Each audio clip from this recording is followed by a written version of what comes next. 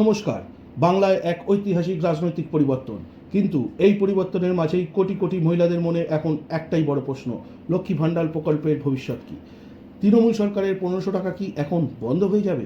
BJP সরকার কি নতুন করে আবেদন করতে বলবে, নাকি লক্ষ্মী ভাণ্ডারের পুরনো ডেটাই ইউজ করবে?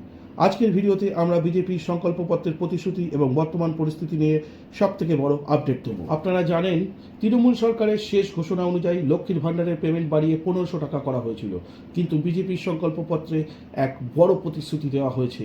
এই প্রকল্পের নাম বদলে হতে চলেছে অন্নপূর্ণা যোজনা। আর সবথেকে বড় সুখবর হলো, টাকার পরিমাণ আর 1500 নয়, সরাসরি মাসে 3000 টাকা হতে চলেছে। অর্থাৎ মা বোনেদের হাতে এখন দ্বিগুণ টাকা আসবে। বিজেপির ইশতেহারে স্পষ্ট লেখা আছে, বাংলার প্রত্যেক মহিলার আর্থিক স্বাধীনতার জন্য দেওয়া হবে মাসে 3000 টাকা। আজ 9 মে ব্রিগেডে নতুন সরকারের শপথ গ্রহণ হতে চলেছে। আশা করা যাচ্ছে শপথ নেওয়ার পরেই মে মাসের মধ্যেই নতুন মুখ্যমন্ত্রী এই প্রকল্পের আনুষ্ঠানিক ঘোষণা এবং শুরুর তারিখ জানিয়ে দেবেন। এবার আসি সবথেকে গুরুত্বপূর্ণ প্রশ্নে, যারা আগে থেকে 1500 টাকা পাচ্ছেন তাদের কি আবার নতুন করে ফর্ম ফিল আপ করতে হবে? এ বিষয়ে এখনও কোনো স্পষ্ট সরকারি নির্দেশিকা আসেনি। সরকার কি আগের ডেটাই ব্যবহার করবে, নাকি সবাইকে অন্নপূর্ণা যোজনার জন্য নতুন পোর্টাল বা ক্যাম্পে গিয়ে আবেদন করতে হবে? এই প্রশ্নচিহ্নটি কিন্তু এখনও রয়ে গেছে। তবে আপনারা একদম চিন্তা করবেন না।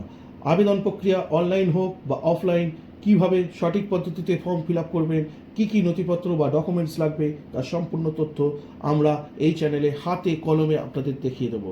সঠিক তথ্য সবার আগে পাওয়ার জন্য আমাদের চ্যানেলটিকে সাবস্ক্রাইব করে রাখা অত্যন্ত জরুরি। আপনার কি মনে হয় 1500 থেকে বাড়িয়ে 3000 টাকা কি রাজ্যের মহিলাদের ভাগ্য বদলে দেবে? আপনি কি নতুন করে আবেদন করতে ইচ্ছুক? নিচে কমেন্ট করে আপনার মতামত অবশ্যই জানান। আর অন্নপূর্ণা যোজনার প্রতিটি আপডেট এবং ফর্ম ফিল আপের ভিডিও সবার আগে দেখতে এখনই সাবস্ক্রাইব করে বেল আইকনটি প্রেস করে রাখুন। ধন্যবাদ।